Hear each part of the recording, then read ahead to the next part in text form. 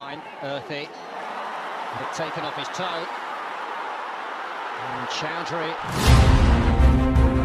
হামজা চৌধুরী এ যেন বাংলার ভাগ রয়্যাল বেঙ্গল টাইগার। ধারাভাষ্যকার কক্ষে তখন বাংলাদেশের নামে যেন বজ্রধ্বনি গর্জন, হাজার হাজার দর্শকের চিৎকারে গগন বিধারী পরিবেশ। আর সেই উত্তাল মুহূর্তে বল পায়ে বজ্র গতিতে ছুটে চলেছেন আমাদেরই হামজা চৌধুরী, একটি চিতাবাঘের ক্ষিপ্রতা, এক রাজাবাঘের দাপট নিয়ে। ইংল্যান্ড ও ম্যানচেস্টার ইউনাইটেডের অভিজ্ঞ খেলোয়াড় হ্যারি ম্যাগুয়ার তখন টিভি স্ক্রিনে তাকিয়ে বিষময়ে মুখ হা করে দেখছেন। এত নিখুঁত, এত স্বাচ্ছন্দ্যময় ডিফেন্সিভ প্লে, যেমন আত্মবিশ্বাস তেমন দাফুটে রান, এ যেন পেশাদারিত্বকে ছাড়িয়ে গিয়েছে এক অন্যরকম সাহসে।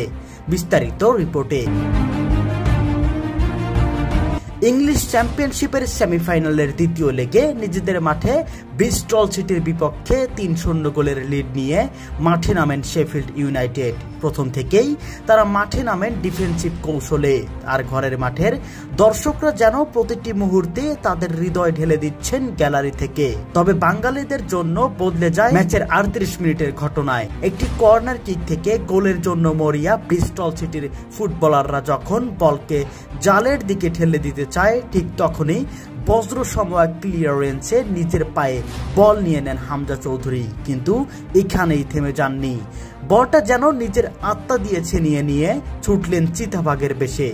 একাই পুরো মাঠ জুড়ে এমন দৌড়, এমন গতি, দর্শকদের চিৎকার তখন কানে তালা ধরিয়ে দেয়। ধারাভাষ্যকার হয়তো তখন বলতে বাধ্য, এ তো রয়্যাল বেঙ্গল টাইগারের দৌড়।